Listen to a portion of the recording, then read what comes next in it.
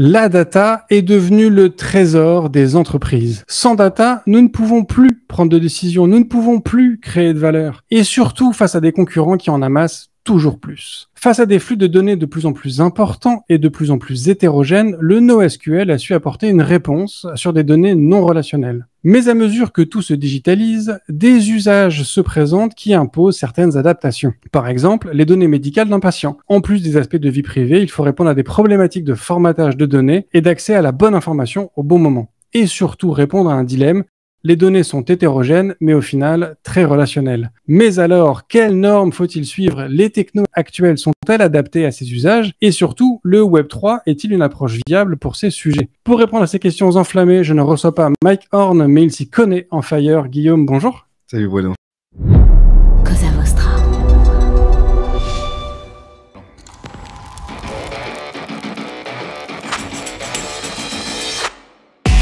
Bonjour, je suis Bruno Soulès, je suis un dev, D-E-V, pour différents, extraordinaires et visionnaires.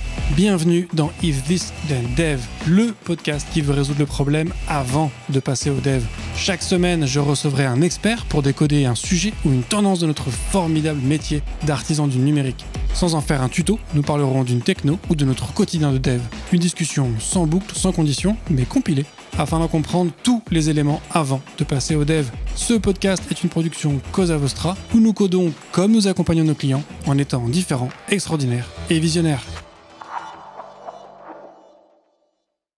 Alors Guillaume, est-ce que tu pourrais te présenter pour les quelques personnes qui ne te connaîtraient peut-être pas?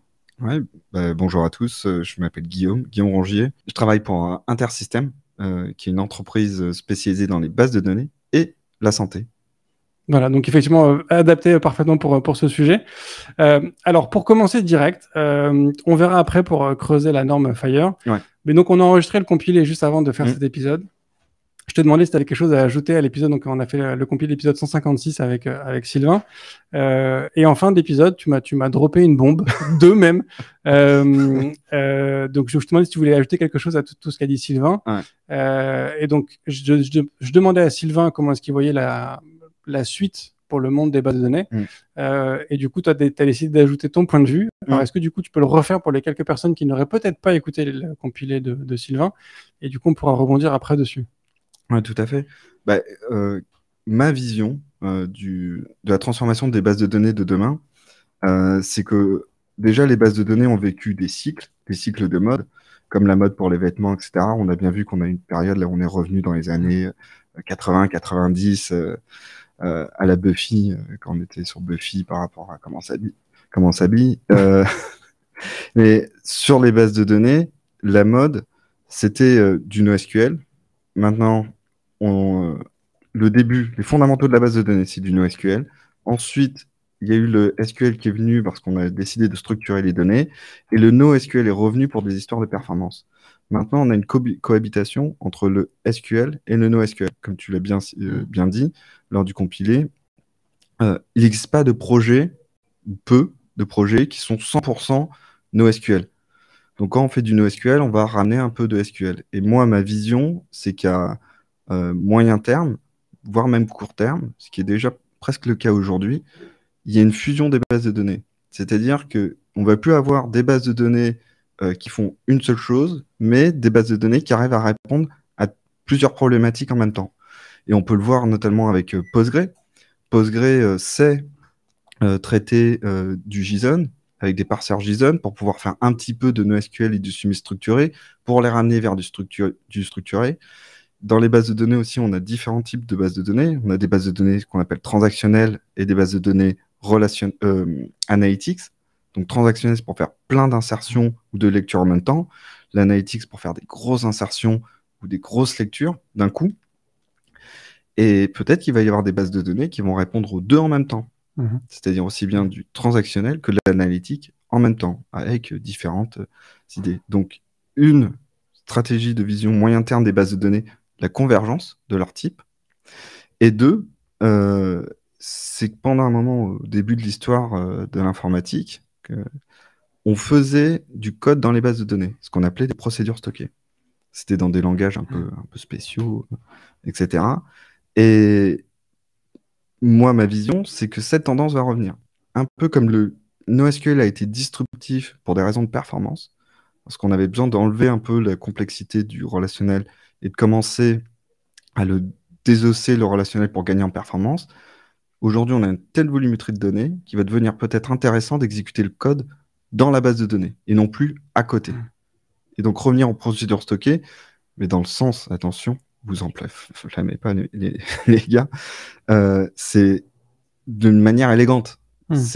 On va exécuter le code non plus sur une machine à côté, mais à côté de la base de données, sur le même serveur, pour enlever toute la couche TCP/IP et enlever toutes ces stacks pour regagner en performance et avoir des benches absolument extraordinaires, puisqu'on n'a plus cette couche TCP/IP avec les paquets qui peut complètement ralentir. C'est au lieu d'amener 2 gigas de code à 15 kilooctets de code, ramener 15 kilos de code à 2 gigas de données. Inverser les paradigmes. Ouais, c'est intéressant. Alors, donc effectivement, tu m'avais lâché ça en fin de compilé, et du coup, on n'avait pas forcément le temps de rebondir, mais il y a plein de choses sur lesquelles j'ai envie de rebondir, notamment cet aspect convergence, que je trouve effectivement intéressant. Alors déjà, ce que je trouve, alors je vais pas dire surprenant, mais tu vois, dans ta projection, tu parles pas du Web3 où il y a quand même cette volonté de décentraliser l'information et du coup de faire en sorte que chacun soit maître de ses données et que tu n'aies plus comme ça de données stockées et centralisées dans un gros Facebook ou un gros Google ou ce genre de choses, tu vois, que chacun soit maître de ses infos. Alors peut-être que on peut quand même avoir des moteurs de stockage en local, individuel, qui sont effectivement hybrides. Mais du coup, moi, en fait, je suis d'accord avec toi. Et en même temps, je pense que ce sera, entre guillemets, invisible. C'est-à-dire que moi, ce que je vois vraiment arriver, c'est le serverless, en fait. Et que, entre guillemets, ces sujets de base de données, est-ce que je fais du relationnel, du NoSQL, tu vois, ce genre de choses. En soi, pour nous, en tant que dev, ce sera plus un sujet, parce qu'en fait, on se dira juste, j'envoie mes données dans un data warehouse, au final, que ce soit du Amazon, du GCP, tu vois, ou ce que tu veux. En mode, stocke mes données comme tu veux, je m'en fous. Tout ce que je veux, c'est que quand je t'envoie 2 gigas de données ou que je t'envoie 3 octets, tu les récupères de la même façon. Et que quand je te les demande, que je te demande 20 millions d'enregistrements ou que je t'en demande 2, bah, tu me réponds dans la même latence, tu vois ce que je veux dire? Et qu'en fait, du coup, cette notion de SQL versus NoSQL, hybride, pas hybride, sharding, pas sharding, enfin, tu vois, progression horizontale ou verticale, enfin, tu vois, genre, ce sera entièrement transparent pour nous, en tant que dev, j'entends, et que du coup, il n'y aura plus que quelques érudits, quelques élus qui auront le plaisir de bosser sur ces technos de base de données, mais tu vois, vraiment derrière le rideau pour délivrer ce genre de service. Tu vois, pour moi, le côté serverless, en fait, risque de faire disparaître cette technicité de la vue de la majorité des devs. Ouais. Alors là, je vois 2 points dans ta remarque. Le premier point, c'est le Web 3.0. Si tu me parles de serverless et Web 3.0 où tout le monde se réapproprie sa propre donnée, c'est effectivement 2 trucs différents. Ouais. C'est 2 choses différentes, parce que moi aussi, j'aime bien cette idée de se réapproprier cette donnée, qu'elle soit décentralisée. On en parlera un peu avec le Fire. Comment on peut avoir notre donnée dans notre poche, comment mon téléphone portable, j'ai sur mon téléphone, de manière physique, mais j'y crois encore, de garder les choses physiquement sur son téléphone, et d'avoir mon dossier médical sur mon téléphone, et qu'il ne soit pas dans le cloud ou n'importe où. Par contre, sur le côté cloud, serverless, de ne pas savoir comment je te pose des données et je les récupère comme je veux, avec ta vision, quand même, on a toujours besoin de savoir comment aller chercher la donnée. Donc, tu es toujours un peu obligé de la structurer. Donc, si tu dis je la pousse en JSON, tu sais que derrière, tu vas devoir la requêter d'une certaine manière. Quand tu la pousses en structuré, tu l'as rangée d'une certaine manière. Donc, pour moi, le futur, ok, très bien avec le serverless, parce que le serverless t'enlève la gestion de la base, en fait. Gestion du sauvegarde, de la maintenance, voire même de la scalabilité horizontale ou verticale, c'est plus ton problème. Par contre, tu es toujours dépendant de organiser ton information. C'est là où un peu je diverge avec toi, où tu me dis, je pousse de l'information et je la récupère telle qu'elle. Bah non, parce que tu vas la pousser et après, tu vas peut-être pouvoir l'analyser différemment. Et donc, tu vas devoir t'en préoccuper. Ça va pas pouvoir disparaître comme ça. Peut-être dans un futur, peut-être dans un futur. Et je vois ton idée, c'est comme maintenant, les disques durs, sont tous dans le cloud et tu le pousses et tu t'occupes pas du stockage. C'est tu stockes plus sur ton disque. Donc, mais je vois le côté management, mais pas le côté organisationnel. Le côté organisationnel sera toujours dépendant des devs et de la façon de structurer et d'organiser ces données. Je vois. Et tu vois, je faisais un épisode il n'y a pas très longtemps sur l'IoT. Ouais. L'IoT qui du coup a quand même ce flot de données Ouais. incessant qui arrive. Et ce que nous disait aussi Adrien, donc qui était l'invité de cet épisode, qui était l'épisode, décidément j'ai du mal à retrouver le numéro d'épisode aujourd'hui, qui était l'épisode 174. Ce qu'il nous expliquait, c'est que il y a un manque de formatage dans les données et que du coup, en fait, tous les constructeurs te poussent un flot de données qui est effectivement colossal et qu'effectivement, côté application, donc en fait, c'est là où effectivement, bah, tu as raison et du coup, je te rejoins sur cette nécessité en tant que dev, du coup, de formater l'information avant de la pousser quelque part pour l'utiliser. Donc, effectivement, je suis d'accord, que comme tu es obligé d'avoir cette création de la donnée, bah, du coup, en fait, en soi, tu choisis un type de stockage, enfin de NoSQL ou relationnel ou pas. NoSQL ou non relationnel, mais la base de données va converger et donc cette base de données, tu en choisiras une et elle répondra à tous tes besoins. Elle répondra, tu as de la donnée semi-structurée, tu la stockes en tant que donnée semi-structurée et après, tu l'as stockée une fois et en fait, tu vas changer le prisme comment tu la regardes. C'est-à-dire, tu vas stocker ton JSON. Et après, bah, tu pourras peut-être le projeter en SQL pour pouvoir aller faire des requêtes, des choses comme ça là-dessus, pour revenir à un monde analytique plus user-friendly qu'avoir stocké le JSON direct avec des API très spécifiques où on a déjà pensé pour toi comment requêter la donnée. Non, tu vas vouloir la stocker une fois et avoir toujours la latitude d'aller la chercher comme tu le souhaites. Derrière. Tu vois l'idée? Complètement. Alors, sur la deuxième aspect que tu évoquais, sur sa partie procédure stockée, alors je me permets de raconter une petite histoire pour introduire ma question. Ouais, donc moi, effectivement, j'ai commencé à développer fin des années 90. Du coup, c'était correspondait à la fin de collège, début de lycée pour moi. Et effectivement, c'était déjà le début de cette époque où on disait que tu avais la donnée d'un côté et la logique de l'autre. Et donc moi, j'ai grandi j'ai grandi en tant que dev dans cet environnement-là. Et début des années 2000 à peu près, ça vers 2005-2006, j'ai découvert les procédures stockées, le PSQL à l'époque, et j'ai découvert des experts PSQL. Et en fait, j'ai découvert que le SQL était un langage Turing complete. J'ai découvert qu'il y a des gens qui faisaient des trucs de ouf avec du PSQL, ce qui a du coup reshifté un peu ma logique, mais c'est des technos que j'ai jamais spécialement creusé, mais je trouvais ça assez gueudin. Et du coup, donc toi, ce que tu évoques, c'est que c'est quelque chose qui va revenir, cette notion de procédure stockée. Alors, tu nous as effectivement détaillé que ce sera de manière un petit peu différente, de manière très naïve, parce que du coup, moi, j'ai jamais fait de PSQL, j'ai jamais fait de procédure stockée. En tout cas, j'ai peut-être dû en faire 2 ou 3 pour faire des trucs, mais rien de foufou. Quand je vois aujourd'hui, tu vois, moi, quand j'ai commencé donc à coder dans la fin des années 90, notamment en PHP, JavaScript à l'époque, les langages étaient une catastrophe à l'époque. Enfin, c'était quand même, c'était pas ouf. Quand tu regardes aujourd'hui des langages comme Swift, comme Kotlin, ou même comme Rust, tu as quand même des niveaux d'abstraction qui étaient les langages ont quand même pris beaucoup de hauteur aujourd'hui, donc te permettent de faire beaucoup de choses de manière extrêmement simple. Toi, quand tu dis que les procédures stockées vont revenir, est-ce que tu vois certains de ces langages redescendre entre guillemets dans la stack et donc se mettre côté serveur? Ou est-ce que pour toi, il y a des langages comme le PSQL qui vont réussir du coup à s'adapter à ce nouveau monde du dev? Tu vois, enfin, tu peux pas demander à un dev qui fait du Kotlin aujourd'hui d'aller faire du PSQL en fait, parce que tu as un niveau d'abstraction qui est quand même limite, tu lui demandes de descendre de 2 couches en fait, donc il est pas préparé pour ces paradigmes-là. Donc tu vois, comment est-ce que tu vois ce langage du coup des procédures stockées? Je vois, parce qu'en fait, quand tu travailles en Kotlin ou en Swift, et en général, tu as une couche intermédiaire qu'on appelle les ORM, qui t'abstrait en fait la base de données. C'est pour ça que je rencontre plein de devs aujourd'hui, ils me disent, une base de données, c'est quoi une base de données?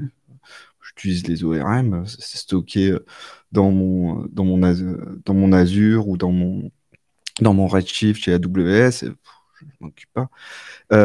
Pour répondre à ta question sur est-ce que les devs vont se remettre à faire du PSQL, je t'arrête. Non, ils vont pas se remettre à faire du PLSQL, ça c'est sûr. C'est garanti. Par contre, ce qui va se passer, c'est remettre, dans certains cas, pas dans tous les cas, le code proche de la base de données. C'est-à-dire que tu pourras avoir des drivers. Imagine, tu as un driver, n'importe quel langage, que ce soit du SQL, Node.js, backend, Ouais. n'importe quel langage backend.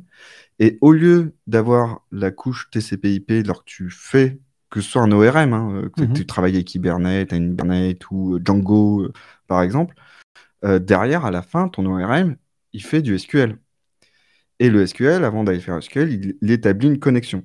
Et cette connexion, elle se fait à travers, en général, la couche TCP/IP. Tu dis, bah, je me connecte à tel port sur tel serveur. Imagine qu'au lieu de la couche TCP/IP, eh ben, tu travailles directement in memory. C'est-à-dire que tu partages la mémoire de la base de données avec la mémoire de ton code. Ce qui fait que tu n'as plus cette couche de transition et tu es rapide comme l'éclair puisque tu travailles de mémoire à mémoire. Et donc, c'est ça l'avenir, c'est exécuter du code dans la base de données en s'abstrayant de certaines couches TCP/IP pour aller plus vite. Ouais. Donc, en fin de compte, tu n'auras plus de PLSQL. Tu peux imaginer typiquement exécuter ton code Python avec ta façon de faire en Python, avec ton ORM ou tes requêtes SQL si jamais tu es data scientist et tu as besoin, avec ton data frame, d'aller faire, de faire ta requête SQL, d'avoir ton résultat set, de le caster dans un data frame, etc. Mais tout ça sera in memory. Et tu auras amené tes petits kilooctets de code beaucoup plus proches de tes gigas ou terras de données. Donc, le paradigme, pour rien le cacher, en fait, c'est que ça existe aujourd'hui. Et sur quel type de... Bah, notre base de données, typiquement, on exécute le code Python dans le kernel de la base de données. Et n'importe quel code Python. Et en fait, dans ton code Python, tu prends un driver. Le driver, tu lui dis, notre base de données s'appelle Iris. Import Iris. Après, tu fais ta requête SQL. Comme si c'est... Mais en fait, tu te rends compte que quand tu fais import Iris et après, tu fais iris.sql, bah, tu n'as pas déclaré de connexion. Là, c'est normal. Tu es exécuté avec les droits de ton OS par rapport à ton code Python dans la base de données. Et là, tu as des benches. Moi, sur mon laptop, j'ai des trucs, c'est 50 000 lignes par seconde que je récupère, sans optimisation, sans rien. Des trucs, je peux aller même beaucoup plus.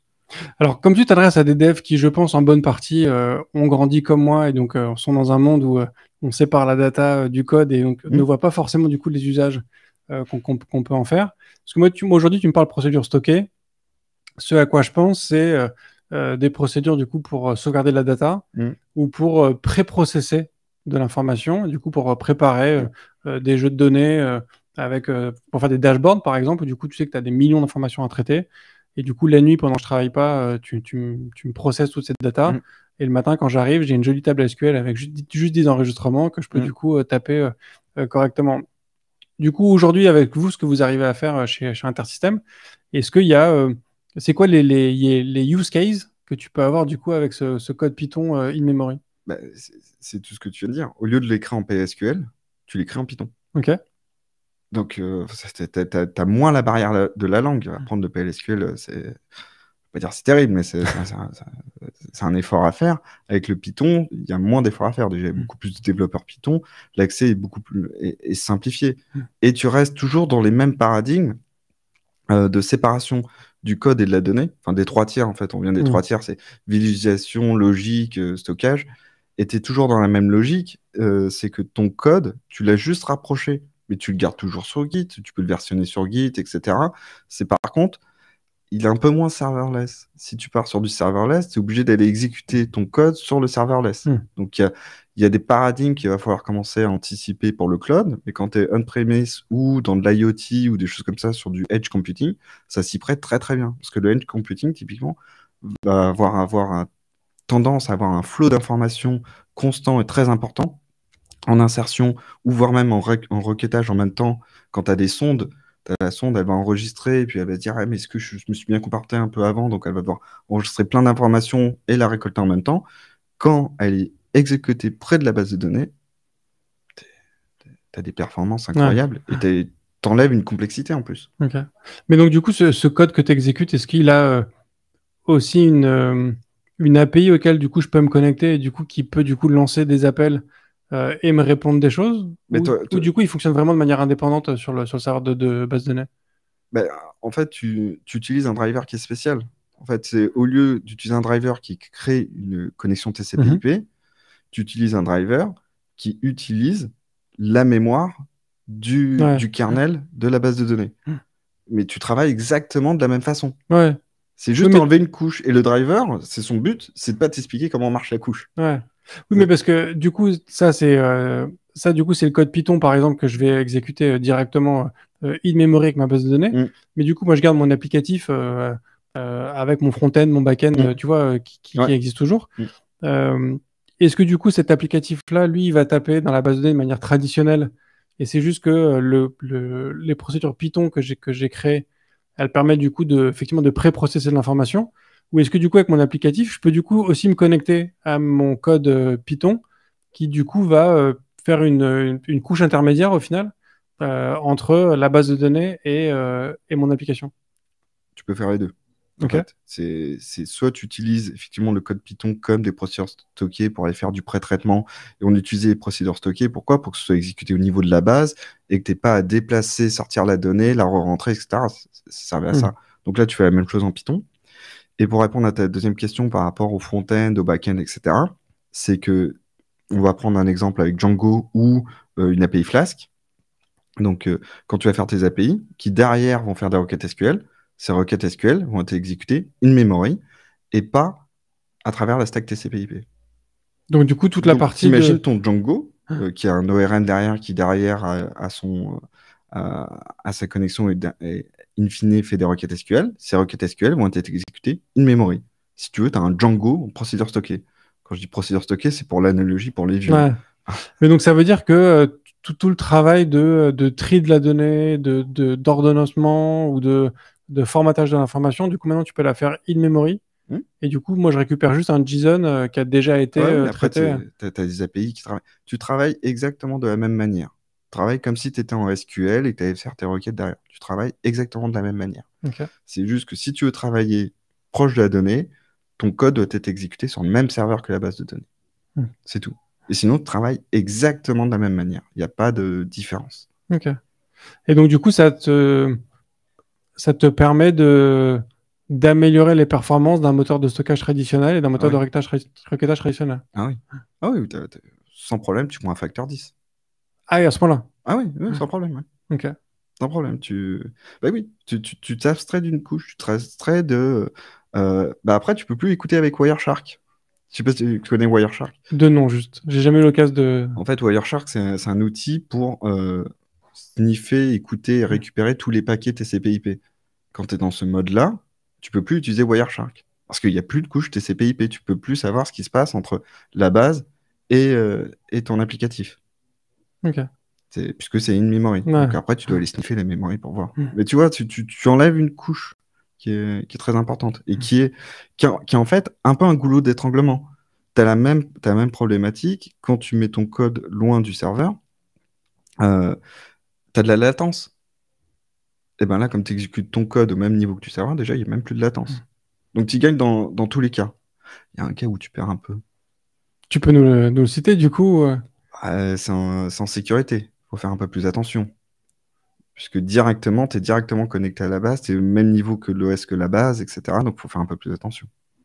Alors En sécurité, tu veux dire en sécurité, genre en termes d'intrusion dans ton code? Puisque là, tu es directement base et code, et ils sont au même endroit. Ouais. Donc on shoot ton back-end, bah, ils ont directement accès à la base. Ok. Mais du coup, quand tu parles de risque d'intrusion, du coup, c'est si quelqu'un arrive à injecter du code malicieux Voilà. dans ton backend, mais du coup, on reste comme sur un niveau d'attaque assez élevé quand même. Ah bah, à peu près le même, mais il faut faire attention. Tu as moins de SAS. Ok. Puisque tu as enlevé justement des SAS. C'est le principe. Tu peux pas gagner dans tous les sens. Tu as enlevé un SAS. Ouais. Tu as enlevé un SAS de sécurité. Ok. Voilà. Puisque tu as rassemblé les. Ouais. C'est fascinant, mais alors du coup on en est déjà à 23 minutes alors qu'on faisait juste la suite du compilé de tout à l'heure. Alors du coup, est-ce que tu as déjà commencé à nous parler un petit peu d'intersystème et de ce que vous y faites, Ouais. donc on a vu cette notion de procédure stockée. Est-ce que tu peux nous faire peut-être un portrait un peu plus large de tout ce que vous faites en base de données chez Intersystem Et on pourra après se pencher sur la NumFire. Ouais. Alors, on est une entreprise, on n'est pas une nouvelle entreprise. Ça fait 40 ans qu'on existe. Donc, ça fait un bail. Ouais. Ça fait presque mon âge. On est présent dans 80 pays. On est une entreprise privée non cotée en bourse avec un chiffre d'affaires d'environ d'1 milliard de dollars. Donc, on n'est pas une start-up, mais on n'est pas non plus. On est une petite multinationale, si je puis dire. On est une spin-off du MIT et on est toujours présent à Boston parce que le MIT est à Boston. C'est pour avoir à peu près la big picture d'Intersystem. Et on est né de la base de données et on est né du NoSQL. Donc à la base, on était NoSQL. À la base, on exécutait du code dans la base de données. Le marché nous a poussé vers le SQL, nous a poussé vers sortir le code de la base de données.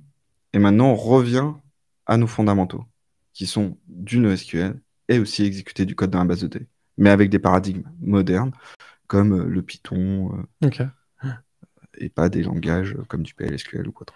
Mais donc, du coup, c'est quoi? C'est que vous créez des technos de base de données ou vous hébergez de la donnée? C'est quoi le on n'héberge pas de la donnée. On est un éditeur de base de données. Nos concurrents, c'est MongoDB, MariaDB, Postgre, et ainsi de suite. On est un moteur de base de données. D'accord. Et du coup, qui combine ce schéma SQL, NoSQL? Ouais.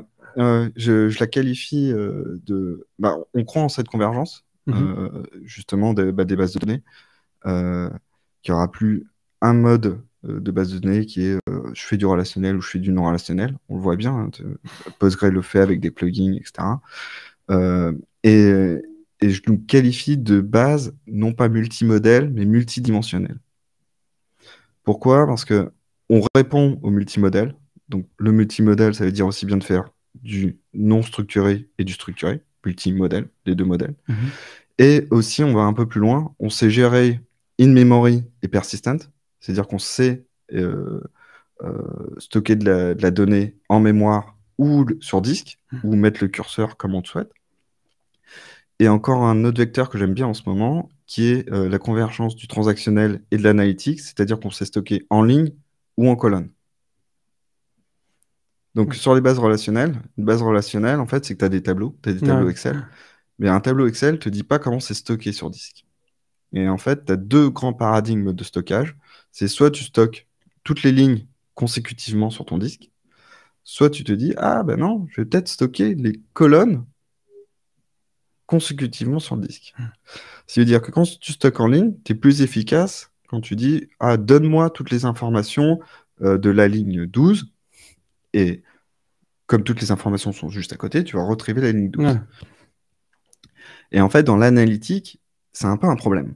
Parce que imagine que tu as une table, et cette table, tu as nom, prénom, âge et ville de naissance. Et tu vas avoir la moyenne des âges. Donc, si tu es en stockage en ligne, tu vas devoir aller récupérer toutes les lignes, enlever la colonne nom, prénom et ville de naissance, et ne garder que la colonne âge pour faire la moyenne des âges. Si tu stockes en colonne, tu demandes, donne-moi uniquement la colonne âge. Et donc, les accès disques sont beaucoup plus rapides puisque tous les âges sont en plus au même endroit, regroupés les uns à côté des autres. Par contre, tu perds en insertion et en lecture sur une ligne, puisque tu dois devoir aller chercher dans chaque colonne. Dans chaque colonne différente pour ramener sous une ligne. Donc, tu vois, c'est orthogonal et c'est rigolo. Et nous, on y répond. Postgre sait le faire, typiquement. Avec des plugins. Même MariaDB le fait, il en a parlé pendant son stockage, dans son épisode, Sylvain, où ils font du columnar storage, c'est-à-dire stocker en colonne. Il y a un type de columnar storage qui est très connu dans l'open source qui s'appelle Cassandra. Cassandra est un columnar storage. Et nous, on a une approche, moi, je trouve assez novatrice, et j'aime bien parce qu'elle me fait des nœuds au cerveau. Alors j'espère que toi aussi, tu vas voir le nœud.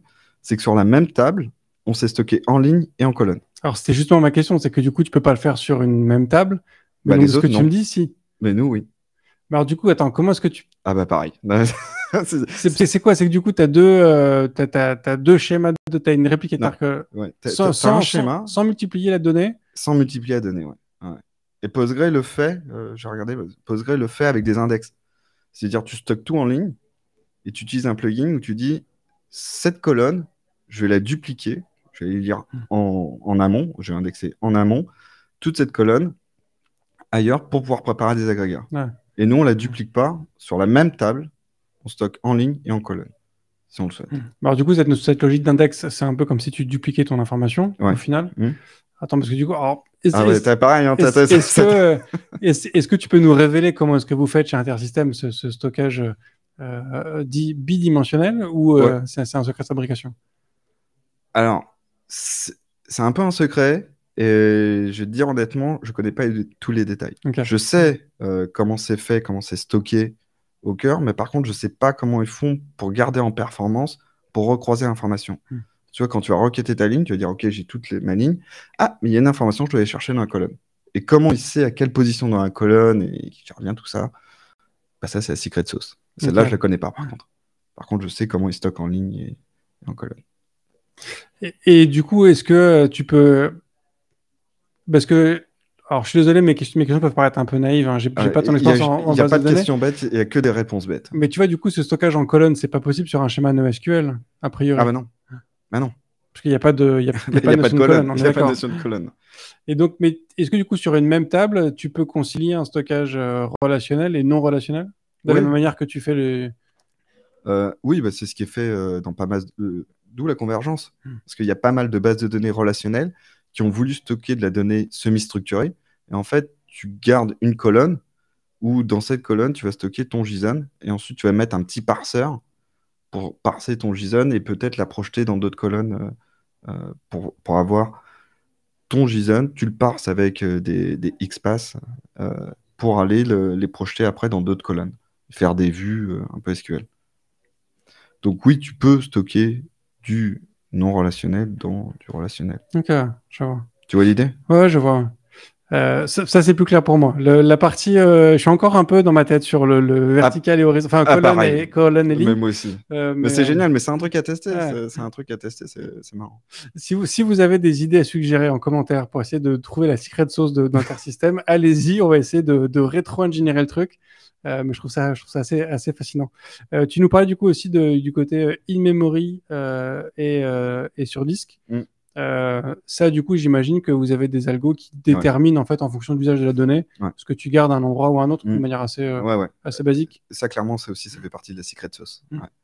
Savoir bien balancer entre la mémoire et ce que tu as en mémoire. S'il y a un crash, quand même, arriver à l'avoir mis dans un tampon sur disque. On a des systèmes d'algorithmes là-dessus pour gérer ça. Et parce que du coup, j'imagine qu'il y a des intérêts. Parce que tu vois, gérer la différence de stockage entre par ligne ou par colonne, à moins que tu aies. Quand tu as des tables qui font moins d'1 million d'enregistrements, j'imagine, tu vois, avec quelques dizaines de colonnes, au final, la différence, elle se voit pas des masses que ça. Bah même tu perds. Oui, parce que du coup, tu rajoutes une mécanique dont tu n'as pas forcément besoin.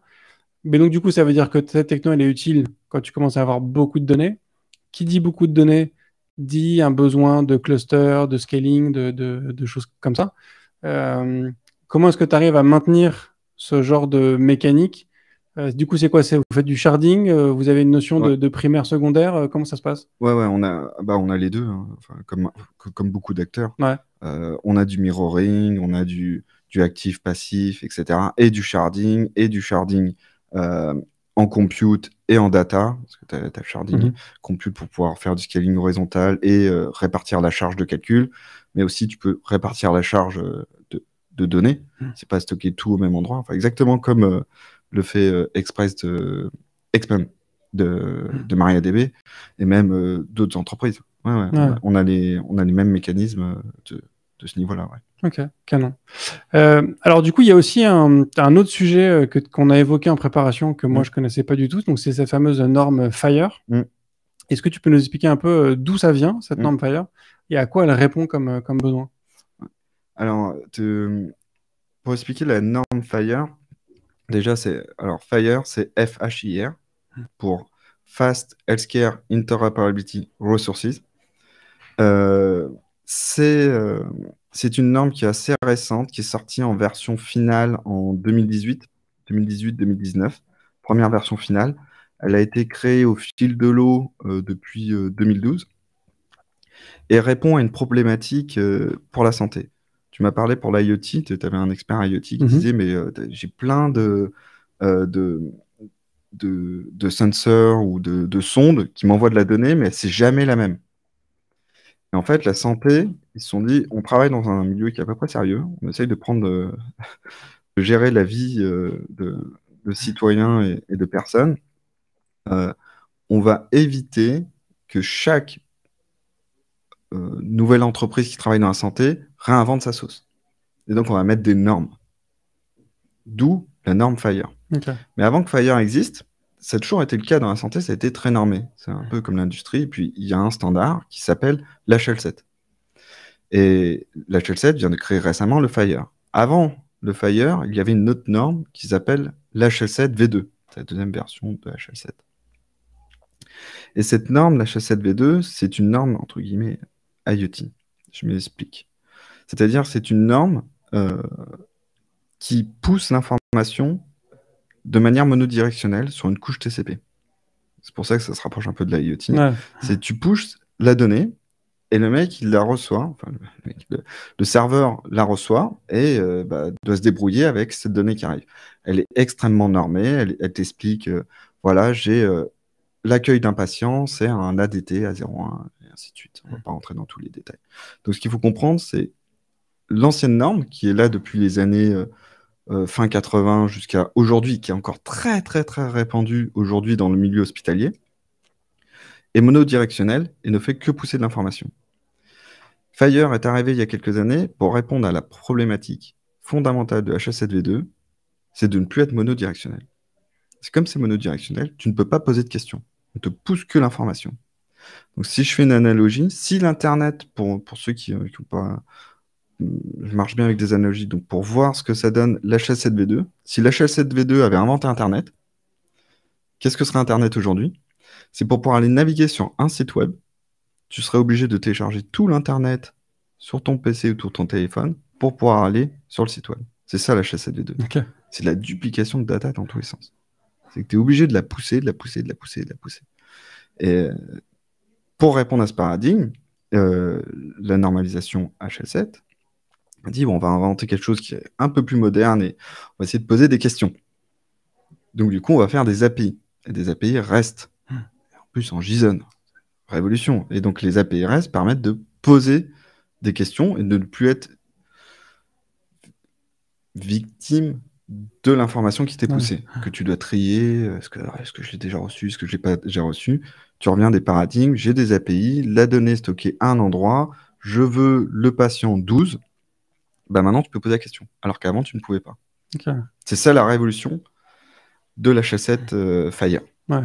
Alors du coup, quand on parle aussi de données médicales, on va parler de quoi? On parle de vraiment de tout type de données médicales, c'est-à-dire qu'on va parler aussi bien d'un séjour en hôpital que je sais pas, d'un résultat d'un test de sang ou d'un test de labo en particulier, d'une participation à des travaux de recherche. Enfin, tu vois, à quel point à quel point la donnée est hétérogène, pour poser la question directement. Alors le FHIR, donc pour répondre à ta question, on va reprendre l'acronyme FHIR, Fast Healthcare Interoperability Resources. Et en fait, c'est que des ressources, et tu as la ressource fondamentale qui est au centre de toutes ces ressources, c'est la ressource patient.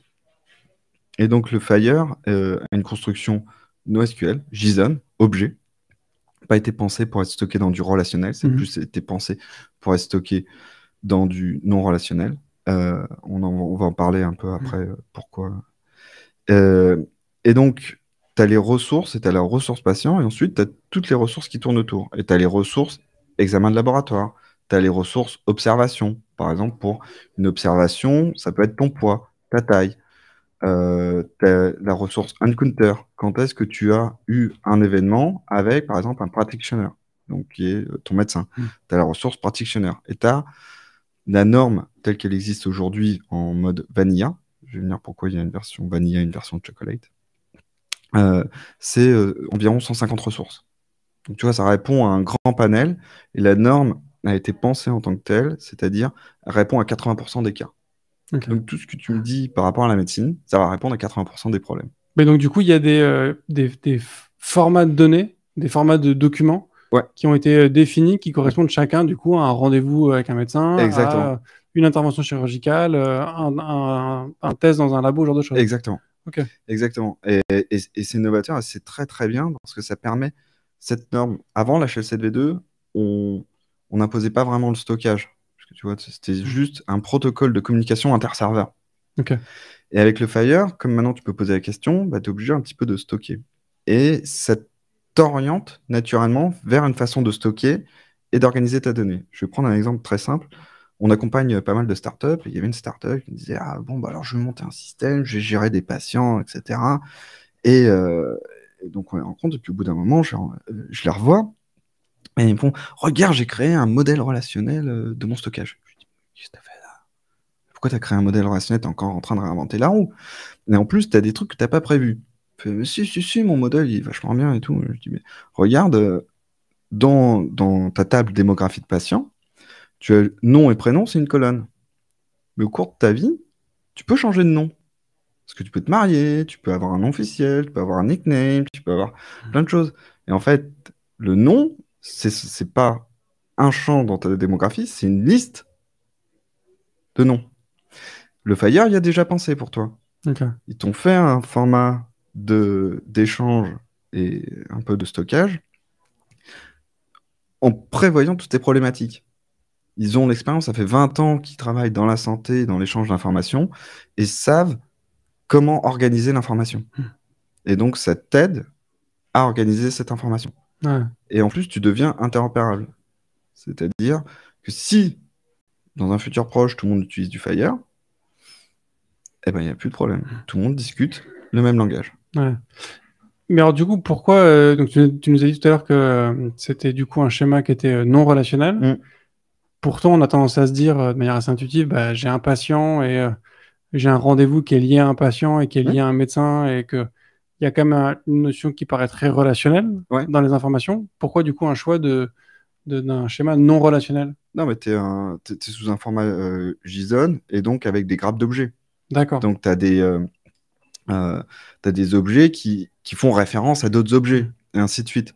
Et ça se caste pas forcément toujours dans du relationnel. Surtout, je parlais de vanilla et de chocolate. Donc, en général, en informatique, on dit vanilla pour quelque chose qui est sans modification. Et chocolate pour qui a été un peu changé. Tu as le kernel Linux Vanilla, qui est le kernel qui sort de Linux Towers, etc. Et après, tu as la version de Chocolate où on a mis quelques petites choses en plus pour le décorer. Et Fire prend ça en plus, c'est dit, on répond à 80% des cas, et il y a les 20%. Et bien les 20%, on va pouvoir profiler le Fire et le rendre adaptable.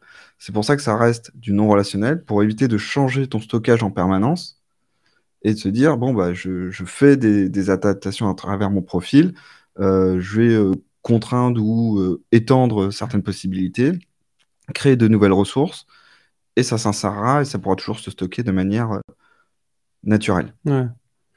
Mais alors du coup, sur ces modèles aussi de résultats, tu nous parlais des rendez-vous avec les médecins ou ce genre de choses.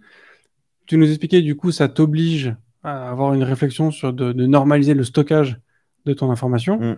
Mais même au-delà de ça, ça t'oblige à normaliser la façon dont les différents acteurs vont te pusher l'information. Parce qu'au final, du coup, le rapport d'un médecin, j'imagine que jusqu'à il y a quelques années, tous les médecins ne remplissaient pas leur rapport les comptes rendus de rendez-vous de la même façon, leurs comptes rendus d'opération de la même façon. Que selon les hôpitaux, les pays, enfin, tu avais des différences. Du coup, à quel point est-ce que la norme en fait s'adapte à ces différentes typologies de pays, de spécialités qui font que les choses sont différentes? Alors ça c'est le problème de l'applicatif, c'est pas le problème du Fire. C'est-à-dire l'applicatif, s'il dit au médecin ton compte rendu, et dans ton compte rendu, ce qui est le cas aujourd'hui, je te rassure, que ce soit en France ou n'importe où dans le monde, les médecins, ils aiment pas trop remplir dans des cases.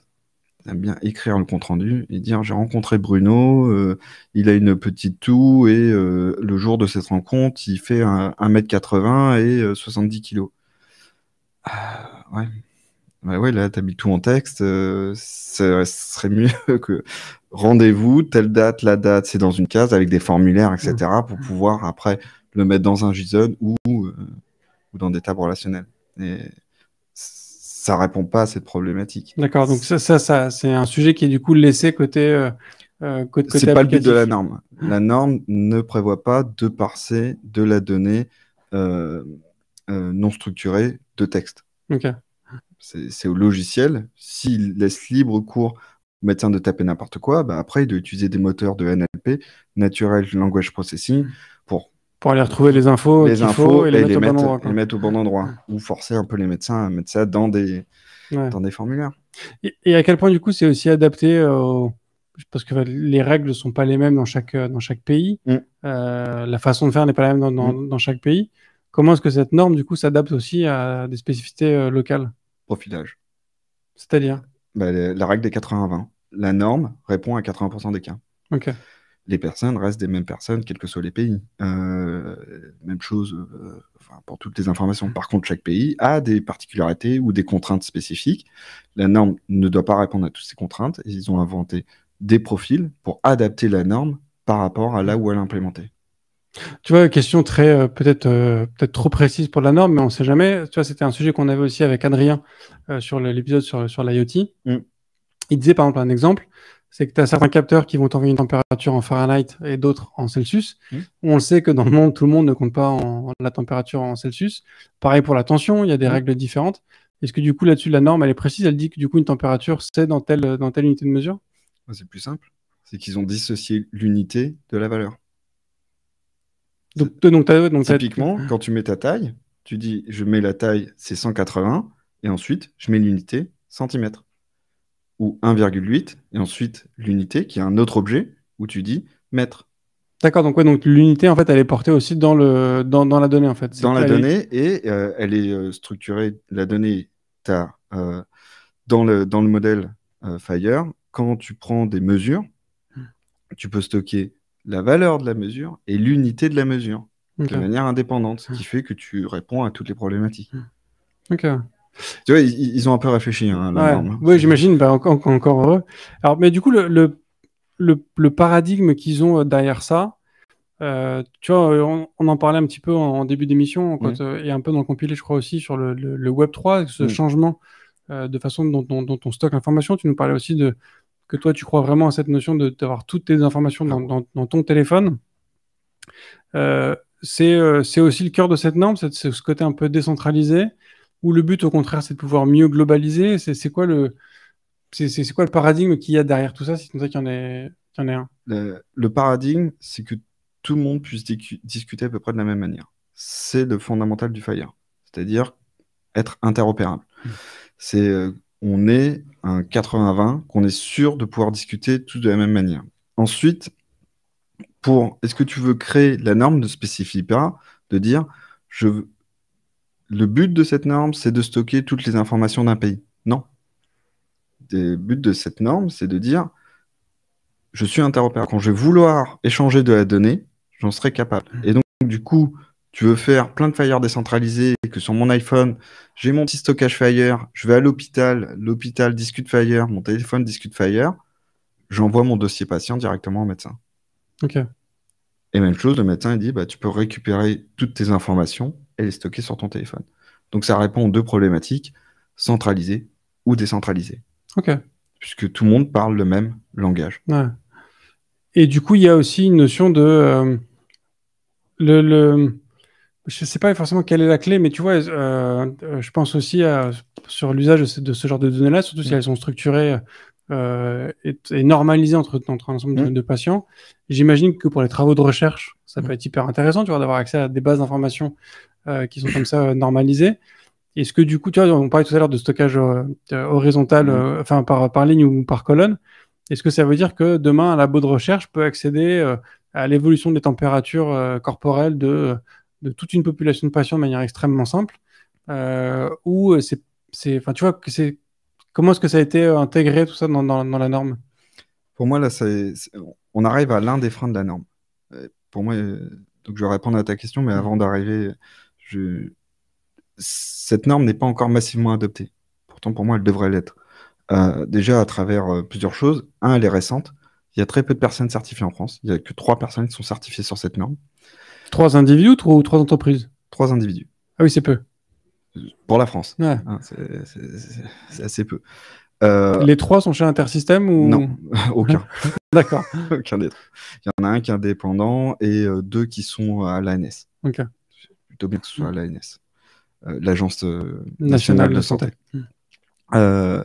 Qui commence progressivement à se mettre au fire, ce qui est plutôt une bonne nouvelle. Donc, peu de certifiés, lenteur à l'adoption, parce qu'elle est vraiment disruptive par rapport à l'HL7V2. L'HL7V2, dans l'hôpital, c'est une institution, c'est quelque chose qui est là depuis 20 ou 30 ans, et passer de quelque chose qui est là depuis 20 ans à d'un seul coup un nouveau paradigme, des nouveaux... C'est dur. Donc, ouais, ça, c'est pas un taekwondo.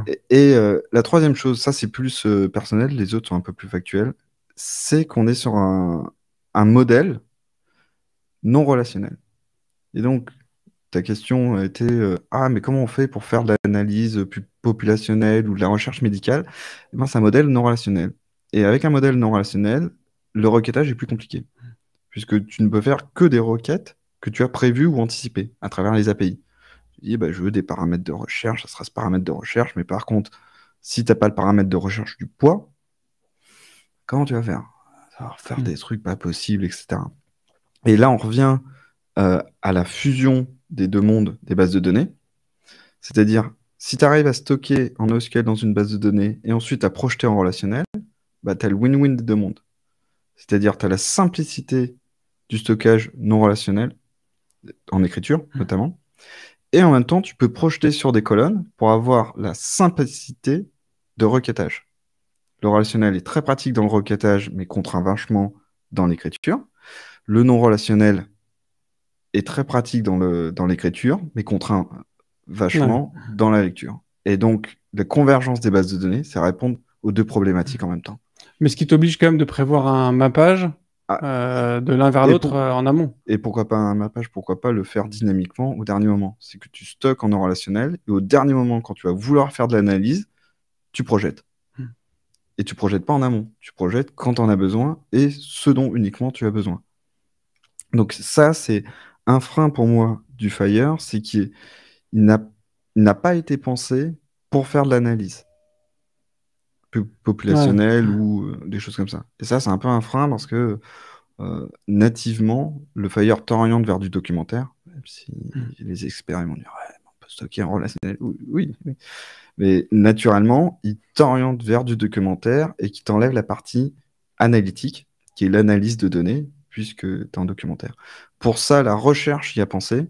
C'est en santé, quand on travaille dans le monde de la santé, il y a deux modèles de stockage pour de l'analyse populationnelle qui sont l'OMOP et l'I2B2, qui eux sont des stockages relationnels.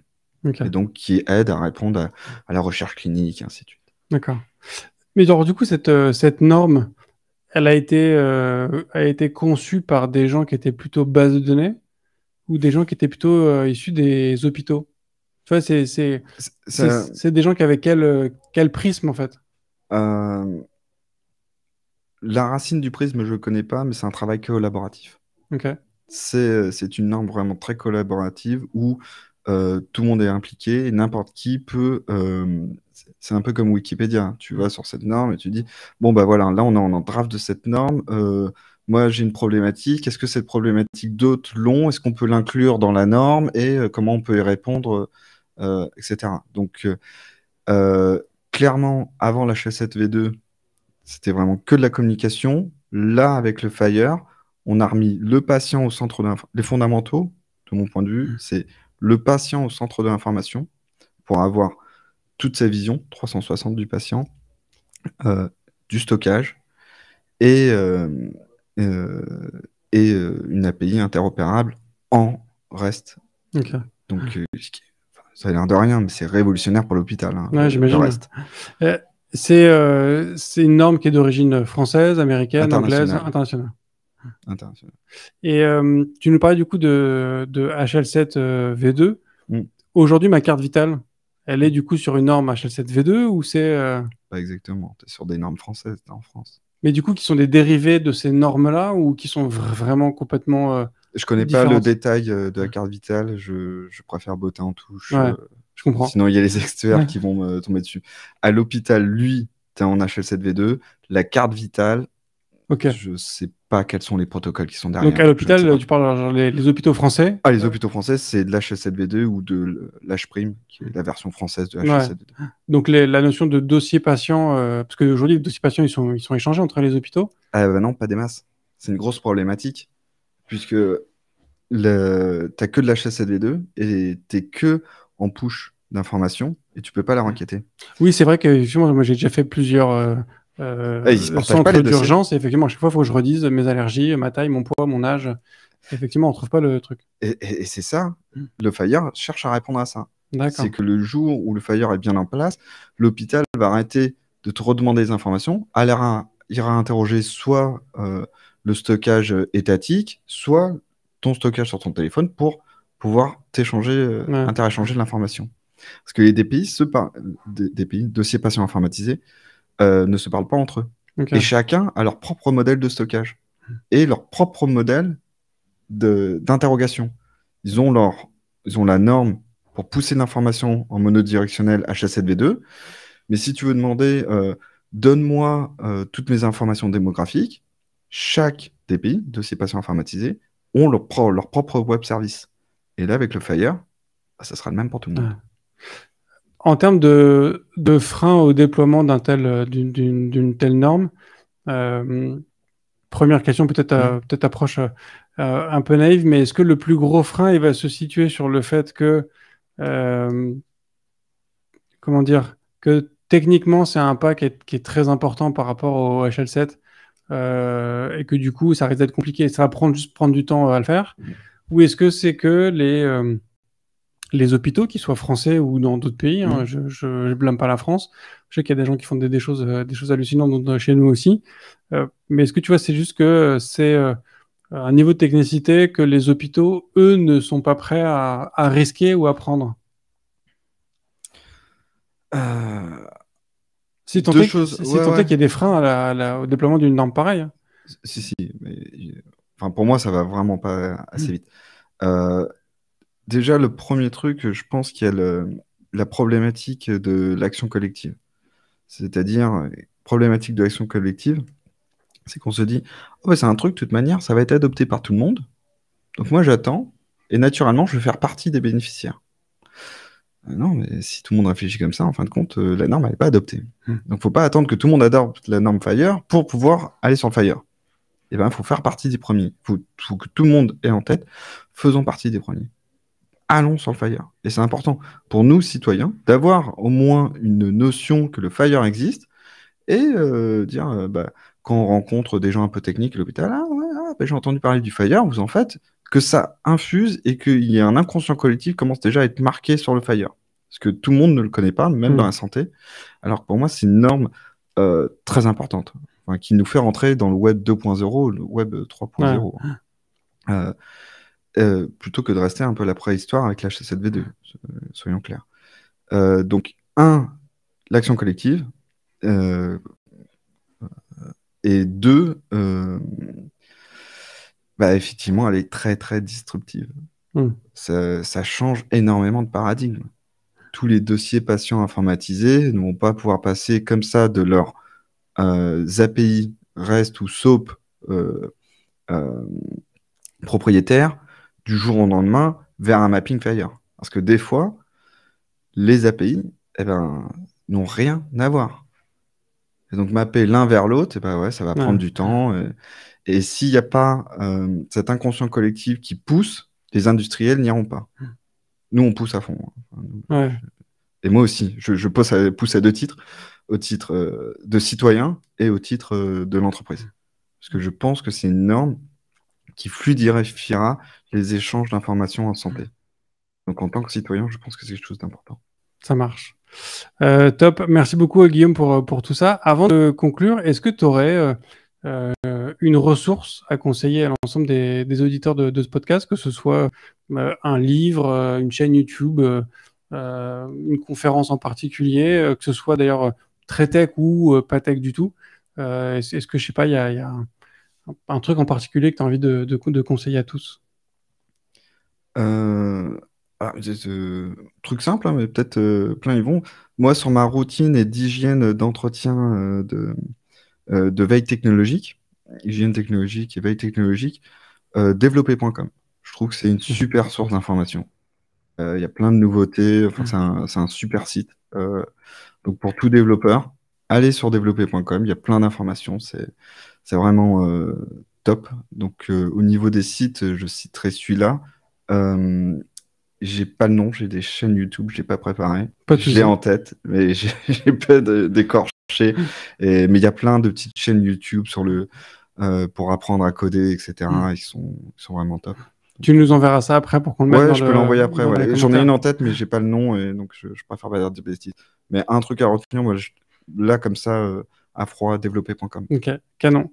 Et j'aurais une dernière question pour toi, qui est la question rituelle du podcast IFTTD. Est-ce que tu es plutôt espace ou tabulation? T'as bu quoi? Je connais pas. Ok, donc plutôt espace. Plutôt espace. Merci beaucoup, Guillaume. Merci, Bruno. Et merci à tous d'avoir écouté cet épisode jusqu'au bout. Voilà, j'espère que vous a donné envie de vous pencher sur la norme FHIR. Alors j'imagine que vous ne travaillez pas tous dans le monde de la santé, mais en tout cas, ça peut être intéressant d'y bosser. Si vous arrivez à trouver la secret sauce d'Intersystem pour ce stockage en ligne et en colonne à la fois, je suis preneur. Je vous propose qu'on se retrouve sur le Discord pour essayer de trouver ça ensemble. Je trouve ça assez fascinant. Et je vous remercie bien évidemment de continuer à partager ce podcast autour de vous. Je voulais faire des remerciements d'usage, parce que du coup, il y a Amogado qui m'a laissé un commentaire sympa sur Podcast Addict, qui, malgré le fait qu'il y a un problème d'évidence sur l'épisode qu'il est en train d'écouter, a quand même mis une note 5 étoiles. Et un utilisateur très gentil, mais qui s'appelle 2330016, donc je ne sais pas qui c'est, mais en tout cas, je le remercie pour son commentaire aussi 5 étoiles sur Podcast Addict. Et donc, n'hésitez pas à aller mettre aussi un commentaire 5 étoiles sur votre application de podcast préférée, ou un petit message sur Twitter, sur le Discord, sur LinkedIn, sur Facebook, ce que vous voulez. Ça fait toujours plaisir. Et donc, pensez à taguer le podcast If This Then Dev, et sur TikTok aussi. On est présent, bien évidemment, partout, donc rejoignez-nous. Je vous remercie beaucoup. Je vous souhaite une très bonne fin de semaine. Je vous dis à la semaine prochaine. Et d'ici là, codez bien. Merci d'avoir écouté cet épisode de If This Then Dev, et merci à toute mon équipe de Cosa Vostra à la production de cet épisode. Merci aussi à Alan, Ada, Linus, Bill, Steve et Steve de nous avoir ramenés jusqu'ici. Si ce podcast vous a plu, committez-vous en vous abonnant, déployez-le autour de vous, et vous pouvez aussi nous faire une petite code review en nous laissant 5 étoiles sur votre plateforme de podcast préférée. La conversation continue bien sûr avec vous sur Twitter, LinkedIn, Facebook, Instagram, chacun sa techno, @ifthisdendev ou @bibir, BIBEAR. Vous retrouverez aussi tous nos épisodes sur notre site ifttd.io. Et enfin, si vous avez besoin d'une agence pour vous accompagner, ou si vous souhaitez rejoindre une équipe tech passionnée et passionnante, écrivez-moi sur bruno@cosavostra.com. Merci à tous.